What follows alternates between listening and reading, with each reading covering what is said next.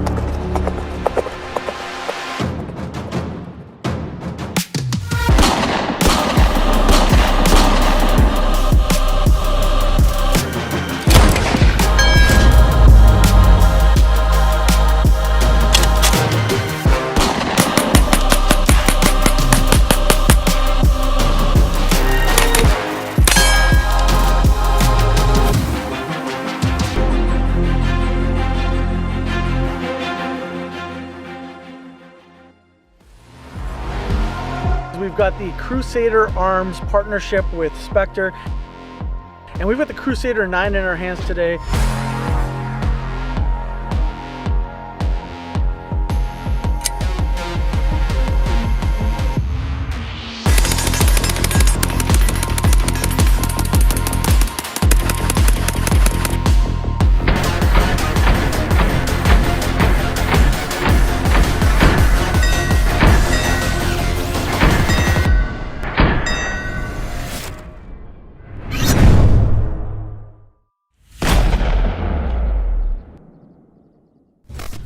So with any new gun that we get in our hands, we really like to take the opportunity to put a lot of rounds through it to kind of see how it functions, how it cycles, are there any stoppages or any concerns.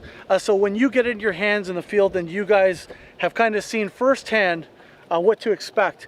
And right now we're going to try to put about 2,000 rounds through this gun. We've got about 300 through it. I had 200 before I came. We're working up to about 100 rounds on it now. We're just having some fun, man. We've put a lot of rounds through in a short amount of time, getting this thing real hot, keeping it lubed, and let's see where we have enough stoppages to say, hey, this is kind of the point where you need to start cleaning it. So we're testing a bunch of different mags. We've got Glock mag and Magpul right now, and so far both of them are working fine.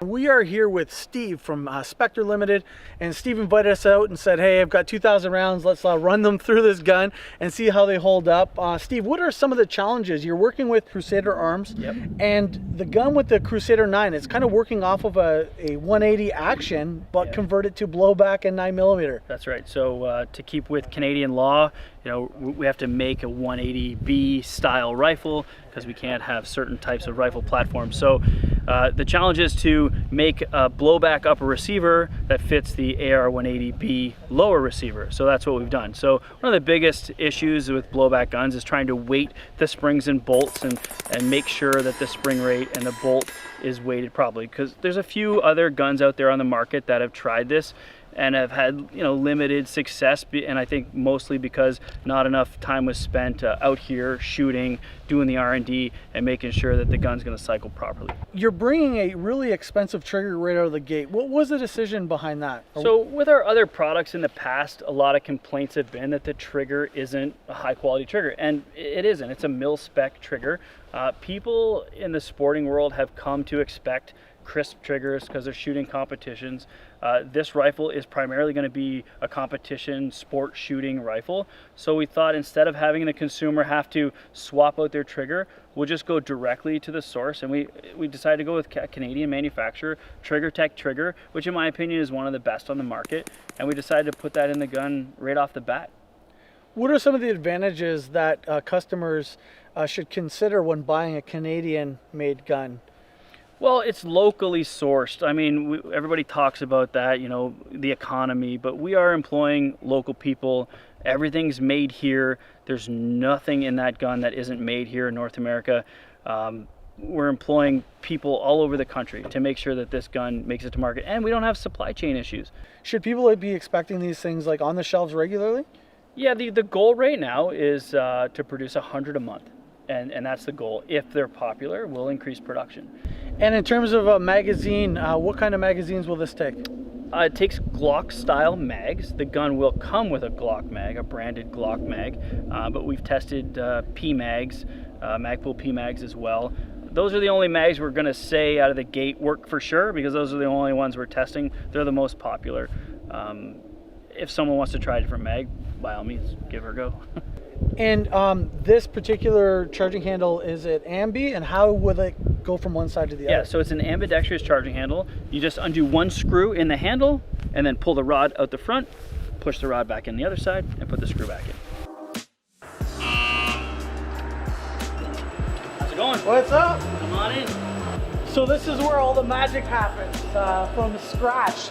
How do these guns start? Like, where does it start from?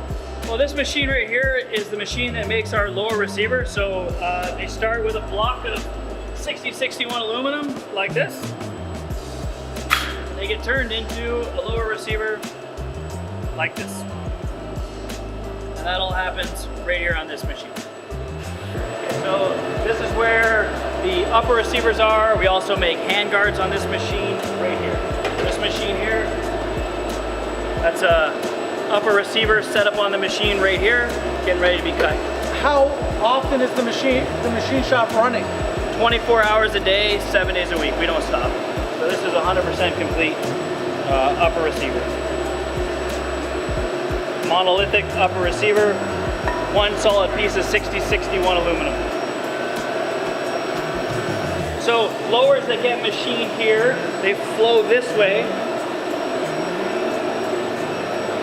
This is where they kind of be, like, they get inspected for quality control, right? And here is where they get lasered. This is all where the laser engraving happens. The serial number gets put on, logos get put on, stuff like that happens. This area here is our main assembly area where we assemble all the firearms. Here we have a few ready to be put together. So this is kind of how the rifle started its original concept. This is an AR-180B that was manufactured by Armalite. So this is the original rifle. So we take something like this, figure out how we want to do it. It goes through engineering. We make proper drawings. We start 3D printing stuff like this. So we do all our fit and function testing, ergonomics, how the gun's going to feel in your hand, to get an idea aesthetically how the gun's going to look, as well as how it's going to feel. Right? After this, we start cutting things out of aluminum. We make aluminum things, like this guy. This is our first aluminum prototype rifle. Very first one that we made. And then that basically turns into this? Yep, and then that goes to this. We spent a lot of time trying to design the right packaging to ship these rifles out in. Number one, we don't want them damaged. We're trying to keep the packaging small so the consumer doesn't have to pay a lot of money. So this is the box that you'll get your rifle in. It's gonna come disassembled like this. You're just gonna have to put in one pin, put the rifle together, your mag will be in here, and this is how the rifle's gonna be shipped.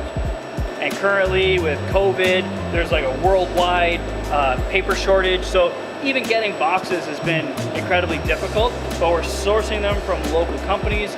We're doing our best to get everything as local as possible. Some of the first rifles may not even go out in this box just because we can't get them. Talk a little bit about the furniture, like what this is all coming with in regards to... So, name brand pretty much everything.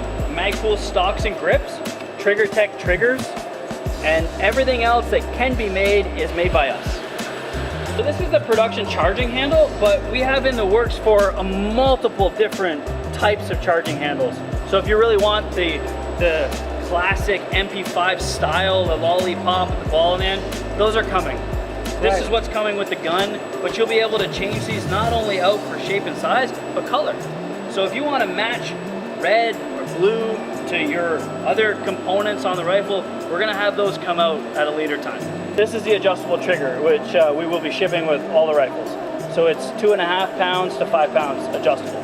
So right out of the gate, you're getting a $350 trigger-ish in the gun, and like that's not typical of any production model gun you're getting off the shelf. Usually they're going to cut costs where they can, and it's in some of the components that they're purchasing, right? They're going to try to cut their costs there. We decided to come out with the best possible gun we could for the best price we could. It's basically what we're saying. When you buy this gun, if you want to compete, take it out of the box and compete with it. Right. There's no need for upgrades or switching out any parts to make it a better shooter. We're always refining it, always trying to make it better. And that's the goal with even this rifle, is once it comes out, if we get customer feedback that there's an issue, we're gonna action it. We're gonna try to make it better, because at the end of the day, it's their thing. It's not my thing, it's their thing. They bought it, and it needs to be as good as possible for the money they're spending. There's definitely more coming, right? Definitely. I mean, this rifle platform it's slick. It's a nice looking rifle. It's very ergonomic. To say it's not gonna come out in other calibers would be crazy. I'm looking forward to see what else comes from Crusader Arms, so Awesome. Let's get doing some more shooting. Let's burn them up.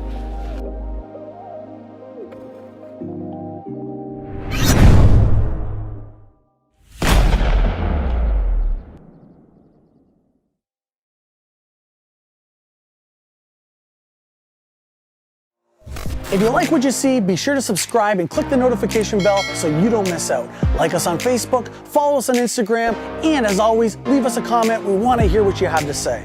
If you want to support us, you can go to coatofarmstv.com for all of our latest apparel.